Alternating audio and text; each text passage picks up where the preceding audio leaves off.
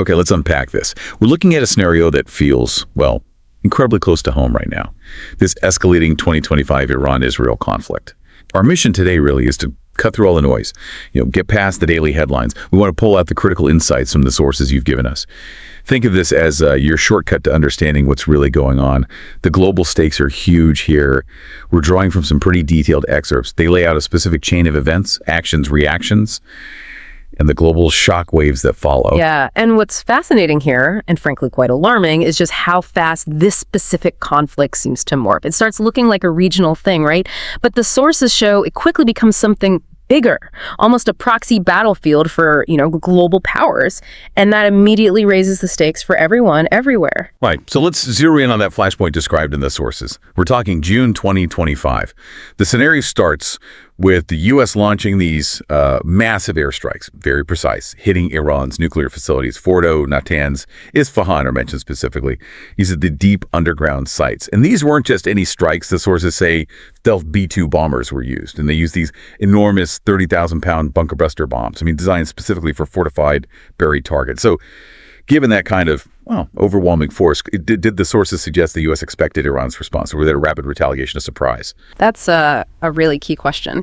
The U.S. rationale, as it's presented, seems pretty straightforward. They stated they acted to stop Iran from acquiring nuclear weapons. Simple as that, supposedly. But Iran's reaction, it was fast and it was powerful. And the sources imply Tehran wasn't caught completely off guard. They immediately condemned it, called it a violation of international law, a threat to regional stability. And from Iran's viewpoint, this wasn't just a military strike. It was more. It was, quote, a statement. A declaration that the U.S. is willing to go to any lengths to maintain control over nuclear balance in the Middle East. What's really insightful there is how Iran framed it. Not just war, but a challenge to their sovereignty, their regional standing. That instantly raises the ideological stakes alongside the military ones. And they didn't just talk. The retaliation was incredibly swift. Within hours, it says, over 40 ballistic missiles were fired at Israel. The sources even named the type. K-bar Shekin missiles. Apparently advanced, capable of evading defenses. It's not just hitting back, it's showing off a serious capability, isn't it? Makes Israel's defenses look, vulnerable. And the impact, dozens injured in Israel, hospitals hit, emergency centers, even some civilian zones. Beyond just the damage, what does hitting those targets, including civilian areas, tell us about Iran's message? Is it just about causing pain or something else? Exactly. It sends a stark message, doesn't it? Hitting civilian areas, according to the sources, it suggests a willingness to inflict pain, yes, but also demonstrates they can get through defenses. Maybe not perfectly, but enough. And this wasn't the only response. It was amplified. Iran immediately brought up the threat of closing the Strait of Hormuz. The choke point for oil. Precisely. A huge chunk of the world's oil goes through there, shutting it down. Massive, immediate impact on global oil, the world economy. Iran's aim seems crystal clear in these sources. Any attack on its soil will come at a cost, a high one. They wanted to make that absolutely plain. Okay, so missiles are flying, the region's on edge. Israel obviously isn't just sitting there. Their response, as the sources describe it, was varied. Drone operations, more airstrikes, and also covert stuff. Mossad missions targeting Iranian infrastructure. Yeah. So as this direct conflict heated up, how did the rest of the world react? Well, the reactions were quick and very divided, polarized. Russia, for instance, jumped in quickly, condemned the U.S. attacks, sided firmly with Iran. They called the strikes illegal. That's not just words. It signals alignment, maybe deeper involvement later. It really turns the regional fight into a much more obvious clash of, global interests. And what about inside Iran? The sources mentioned the impact there. An immediate economic shock, it sounds like. Empty gas stations, panic buying. And people actually leaving cities, thousands evacuating Tehran, fearing more attacks or even regime collapse. That paints a picture of, pretty immediate societal disruption. It really does. It's not just strategy maps, it's actual panic on the streets. And that chaos itself can lead to unpredictable things. And if we connect this to the bigger picture, the ripples went global instantly. The UN, the IAEA, they're calling for restraint naturally.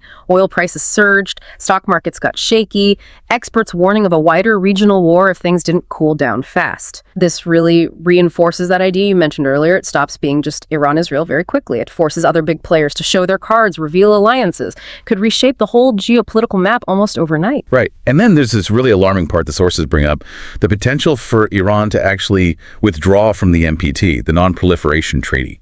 For anyone less familiar, that's the main global deal trying to stop the spread of nuclear weapons. The sources call Iran pulling out a dangerous sign, which seems like an understatement. And on the other side, Israel's position is described as absolutely firm. We will not allow Iran to become a nuclear state no matter what it takes. That just creates this almost unbearable tension, doesn't it? It absolutely does. An NTT withdrawal, the consequences are huge. It's not just about inspections ending. It could undermine the entire global effort to control nuclear weapons. It's fundamental. Meanwhile, the U.S., specifically the Biden administration in this scenario, is described as walking a tightrope. Trying to support Israel but avoid a massive war. Exactly, balancing those two imperatives. But the sources also mention this enormous trust deficit. That makes diplomacy incredibly hard. It suggests the basic communication, the trust needed for de-escalation, just isn't there. Needs a radical shift from everyone involved to even start talking seriously. Here's where it gets really interesting. Or maybe terrifying is the better word. This whole scenario just hammers home what the sources state plainly. All it takes is one wrong move, one miscalculation, and this localized fight could explode into something vastly bigger. That's the constant underlying threat here.